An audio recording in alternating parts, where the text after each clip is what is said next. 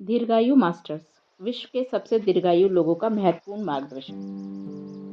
जब हमने इस किताब की शुरुआत की थी तो हमारा मकसद सिर्फ इतना ही जानना नहीं था कि आनंददायी और दीर्घायु जीवन जीने के लिए कौन से पहलू ज़रूरी हैं, बल्कि जो लोग लंबी आयु के हैं वे इसके बारे में क्या कहते हैं, यह जानना भी हमारे लिए उतना ही महत्वपूर्ण था। ओकिनावा में हमने जो भेंटवार्ता की वह बिल्कुल असाधारण थी। इसके साथ ही हम विश्व भर में जो लंबी आयु के लोग हैं उनके जीवन के तत्व ज्ञान को भी समझने जा रहे हैं।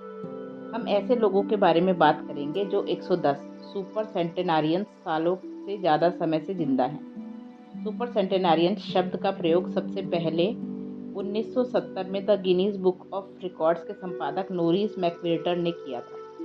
सन 1990 में विलियम स्ट्राउस और नील हाउ ने सुपर सेंटेनारियन शब्द का और ज़्यादा प्रचार किया।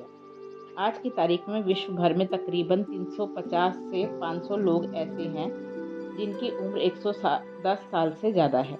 हालांकि उनमें से सिर्फ 74 लोगों की उम्र के प्रमाण उपलब्ध हैं। ये लोग भले ही सुपर हीरो ना हों, लेकिन इतना तो पक्का है कि इन लोगों ने बाकी लोगों से ज़्यादा समय पृथ्वी पर बिताया है।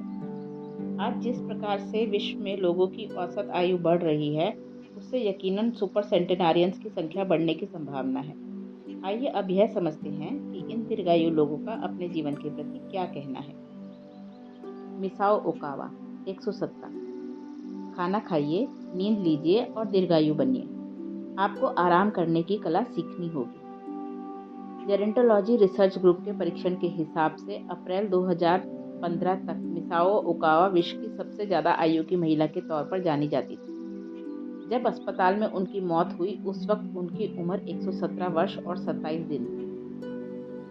सन 1898 में एक टेक्सटाइल व्यापारी के घर में मिसाओ का जन्म हुआ। उसके बाद 3 सदियों में जीने वाली इस महिला ने अपने जीवन में कई सारी चीज़ें देखी। 110 की उम्र तक वह अकेली रहती थी और किसी की मदद के बिना अपने सभी काम खुद करती थी।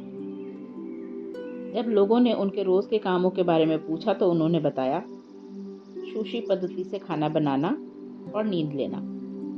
उनके इस जवाब में हम और एक चीज़ जोड़ सकते हैं, जीने की उनकी इच्छा शक्ति। जब उनसे उनकी लंबी आयु का राज पूछा गया तो उन्होंने हंसते हुए जवाब दिया कि मैं भी वही खोज रही हूँ। जापान लंबी आयु वाले लोगों की भूमि है और यह बात साबित हो गई है। 112 वर्ष और 150 दिन जीने वाले साकारी मोइम की जब मौत हुई तब वह विश्व के सबसे बुजुर्ग पुरुष थे, लेकिन उस वक्त भी उनसे ज़्यादा उम्र वाली 54 महिलाएं जीवित थी। मारिया कपोविला 116 कभी भी मांसाहार नहीं किया। सन 1889 में एक्वाडोर में जन्मी मारिया कपोविला का नाम गिनीज बुक के विश्व की सबसे उम्रदराज महिला के तौर पर दर्ज किया है। सन 2006 में उनकी निमोनिया से मौत हो गई। उनके 3 बच्चे, 12 पोते और 20 परपोते थे। 107 साल की उम्र में दिए हुए अपने आखिरी साक्षात्कार में उन्होंने अपनी यादों और विचारों के बारे में बताया। मैं खुश हूँ और इतनी लंबी आयु देने के लिए हमेशा ईश्वर का धन्यवाद देती हूँ। मुझे कभी भी ऐसा नहीं लगा था कि मैं इतने साल जिंदा रहूंगी। मेरे पति एंटोनियो कपोविला जहाज पर कप्तान थे और जब उनकी मौत हुई तो वह 84 साल के थे। तब मेरे साथ 2 बेटियां और 1 बेटा था। उसके बाद उनका संस्कार बढ़ता गया और आज मेरे पोते और परपोते भी हैं। वैसे देखा जाए तो पुराने ज़माने में चीज़ें काफ़ी अच्छी होती थी। लोग बहुत ही अपनेपन से रहते थे। हम नाचते थे, खेलते थे। उसमें भी एक अनोखा अनुशासन होता था। मुझे मारिया लुइस अलारकान का गाना बहुत पसंद आता था। आज भी मुझे उसके सभी बोल याद हैं। आज भी मुझे कई प्रार्थनाएं याद हैं और आज भी मैं उन्हें बोलती रहती हूँ। मौका मिलने पर आज भी मैं गाना गाती हूँ, नाचती हूँ। स्कूल के वक्त में जो हाथों से चीज़ें बनाती थी वह काम मैं आज भी करती हूँ। भूतकाल की इन यादों को याद करते करते वह अचानक नाचने लगी। उनके अंदर की ऊर्जा देखकर ऐसा महसूस हुआ मानो वह कई साल जवान हो गई हों। जब उनसे उनकी लंबी आयु का राज पूछा गया तो उन्होंने कहा, राज जैसा तो कुछ नहीं है, लेकिन एक बात मैं यकीन के साथ कह सकती हूँ कि मैंने अपने पूरे जीवन में एक बार भी मांसाहार नहीं किया। मुझे लगता है कि मेरी लंबी आयु का यही राज है।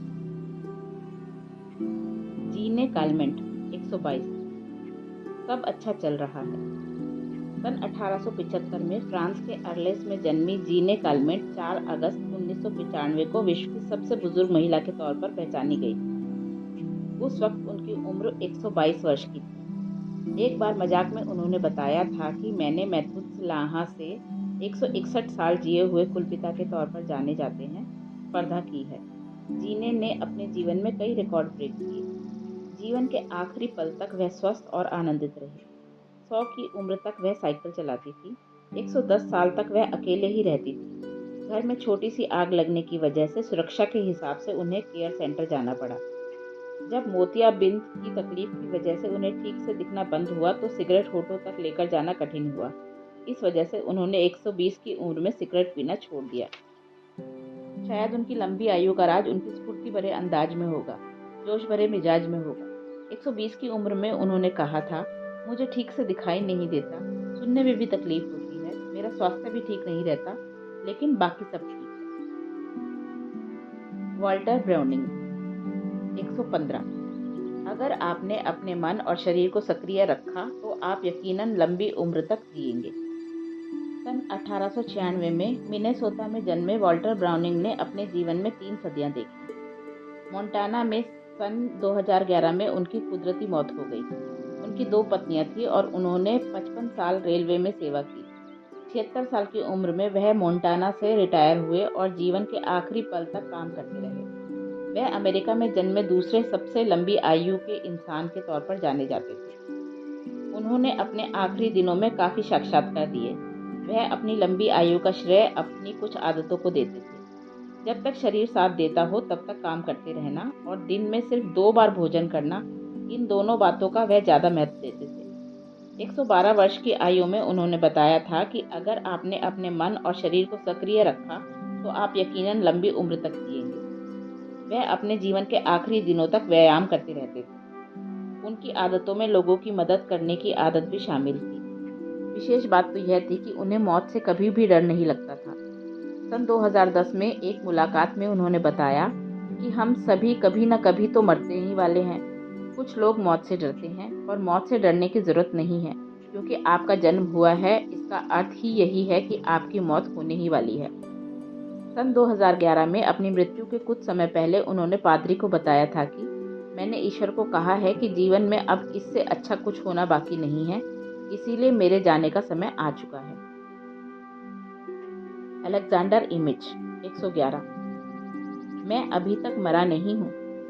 पोलैंड में सन 1903 में जन्मे अलेक्जेंडर इमिच केमिस्ट और पैरासाइकोलॉजिस्ट थे। सन 2014 में जब उनकी मौत हुई तब वह यूनाइटेड स्टेट्स में रहते थे।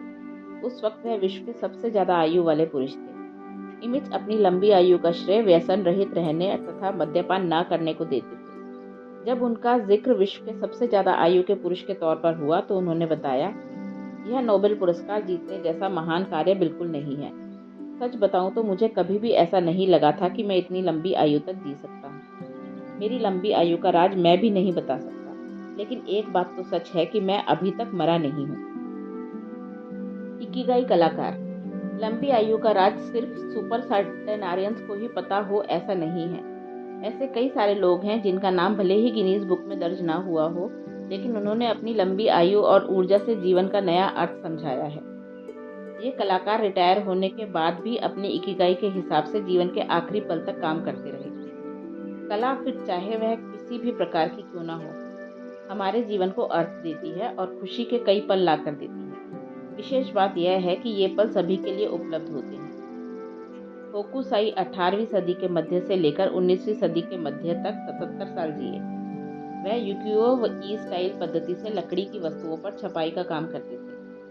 इस कलाकार ने 100 व्यूज ऑफ माउंट फुजी नामक किताब में लिखा है, मैंने 70 साल की उम्र तक जिन चीज़ों की निर्मित की उनकी असल में गिनती ही नहीं करनी चाहिए। 76 वर्ष की आयु के बाद मुझे जानवर, पंछी, पेड़ पौधे और यहाँ तक कि कीड़े मकोड़ों की भी रचना समझ में आने लगी। अपनी उम्र के 80वें साल में मैंने थोड़ी बहुत तरक्की की, ऐसा मुझे लगा। मुझे यकीन है कि 90 साल का होने तक मैं अपने कामों के रहस्यों को सही तरीके से समझने लगूंगा। 100 साल का होने तक मैं ज़रूर महान काम करूंगा और मुझे यकीन है कि जब मेरी उम्र 110 होगी तो मैं सही मायने में अपने काम के माध्यम से अपनी भावनाओं को और जीवन के असली अर्थ को व्यक्त कर सकूंगा। अगले कुछ पन्नों में हम न्यूयॉर्क टाइम्स के लिए कमीले स्विने द्वारा एकत्रित किए हुए कुछ महान कलाकारों के बहुमूल्य शब्द जानने वाले हैं। इनमें से एक भी कलाकार ने अपने जीवन की कभी भी रिटायरमेंट नहीं ली। वे आज भी अपने काम का आनंद ले रहे हैं। अगर हमारे पास स्पष्ट लक्ष्य हो तो कोई भी हमें रोक नहीं सकता। यही बात उन्होंने अपने जीवन द्वारा लोगों के सामने रखी। अपनी उम्र के 86वें साल पूरे होने पर अभिनेता क्रिस्टोफर प्लम्बर अपने काम के प्रति प्रेम को व्यक्त करते हुए कहते हैं, मुझे स्टेज पर काम करते वक्त ही मौत आए, दुनिया छोड़कर जाने का यह सबसे अच्छा मार्ग होगा। ओसामू तेकोजन को आधुनिक जापानी मंगा पद्धति का जनक माना जाता है। उन्होंने सन 1979 में अपनी मौत के कुछ समय पहले अपनी भावनाओं को व्यक्त करते हुए एक कार्टून निकाला जिस पर लिखा हुआ था, please just let me work, यानी कृपा करके मुझे काम करने दें। फिल्म निर्माता फ्रेडरिक वाइज़नमैन 86 साल के होने के बाद कह रहे थे कि वे जो अच्छा भी काम अपना इतने प्रभावी तरीके से कर पाते हैं उसके पीछे एक ही वजह है और वह है अपने काम के प्रति उनका प्रेम। उनके अनुसार मेरी उम्र के कई सारे लोग हमेशा बीमारी और शरीर के साथ न देने का बहाना बनाते रहते हैं, लेकिन मेरा पूरा मित्र परिवार अपनी कला से प्रेम करता है और हम में से हर कोई जीवन के आखिर तक काम करता रहेगा। कार्मेन हेरेरा, जिन्होंने अपने जीवन के 100 साल पूरे किए, ने 89 की उम्र में पहला कैनवास बेचा था। ताते modern and the museum of modern art में उनके काम को रखा गया था।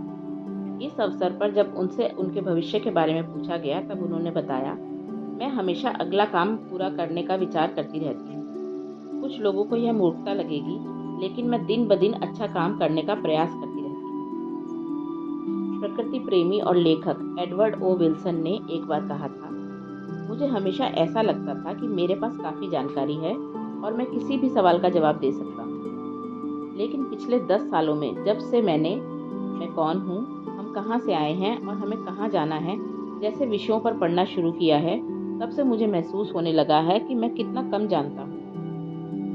एल्सवर्थ केली, जिनकी सन 2014 में 90 साल की उम्र में मौत हुई, उन्होंने कहा था, यह बहुत बड़ा भ्रम है कि उम्र के साथ हमारी इंद्रियां कमज़ोर हो जाती हैं। मुझे तो ऐसा लगता है कि जैसे जैसे उम्र बढ़ती है वैसे वैसे हम ज़्यादा देखने लगते हैं, ज़्यादा सुनने लगते हैं। आपकी उम्र जितनी बढ़ती है उतना ही आप ज़्यादा देखने की कला सीखते हैं। मुझे रोज़ नई नई चीज़ें दिखाई देती हैं जिसकी वजह से ही मैं नए नए चित्र बना सकता हूँ। 76 वर्ष के आर्किटेक्ट फ्रैंक गहरी हमें बताते हैं, कुछ इमारतों को बनाने में 7 साल तक लग जाते हैं। ऐसे वक्त पर संयम और वर्तमान में जीने की कला आपकी बहुत मदद करती है। गगेहियन बिब्लावो म्यूजियम के निर्माता गहरी को वर्तमान में रहने की कला काफ़ी अच्छे तरीके से आती थी। वे कहते थे, आप सिर्फ वर्तमान में ही जी सकते हो, आप कभी भी भूतकाल में नहीं जा सकते। वर्तमान में जीने के लिए आंखें और कान खुले रखें, अखबार पढ़ें और आसपास क्या हो रहा है उसके प्रति सजग रहें। हर काम के प्रति जिज्ञासा रखें। ऐसा करने से आप अपने वर्तमान में जीने लगेंगे। सदा सीखते रहें। भले ही आप बुजुर्ग हो जाए और आपका शरीर थक जाए, भले आपके शरीर में तकलीफ हो रही हो और दर्द आपको दिन रात जगाता रहे, भले ही आपकी प्यारी पत्नी आपको छोड़कर चली गई हो और आपके सपने नष्ट हो गए हों, और भले ही आपका आत्मविश्वास कम हो गया हो, तो भी सदा सीखते रहें, क्योंकि यही एकमात्र चीज़ है जो परिस्थितियों को बदल सकती है। इसी की वजह से आपको फ़ायदा हो सकता है। सीखते वक्त मन कभी थकता नहीं है और आपको कभी भी इसका पश्चाताप नहीं होगा। T.H. White, the ones and the future king. Japan का दीर्घायु जीवन। जन्म मृत्यु की जानकारी रखने के लिए हमारे पास यंत्र हैं। शायद इसीलिए अमेरिका में ज़्यादा लंबी आयु के लोग होने के सबूत मिलते हैं, लेकिन वास्तव में जापान में सबसे ज़्यादा लंबी आयु के लोग रहते हैं। गांव का ज़्यादा शांत और आनंदित जीवन ही लंबी आयु का राज है। जापान सबसे ज़्यादा लंबी आयु के लोगों का देश है, इसमें कोई शंका नहीं है। विश्व के किसी भी और देश के मुकाबले यहाँ पर ज़्यादा आयु के लोग रहते हैं। उचित खाद्य संस्कृति, बीमार होने से पहले ही डॉक्टरों की राय लेना और संस्कृति से जुड़े रहना, ये सभी बातें उनकी लंबी आयु में योगदान करती हैं। टीम भावना, मिलजुल कर रहना और जीवन के अंत तक सक्रिय रहना, ये सभी बातें उनकी लंबी आयु का राज हैं। ज़रूरत हो या ना हो, सदा सक्रिय रहने के लिए आपको आपका इकिगाई पता होना आवश्यक है। आपका इकिगाई आपको हमेशा आकर्षक और लोगों के उपयोग में आने वाली चीज़ें बनाने के लिए प्रेरित करता रहता है।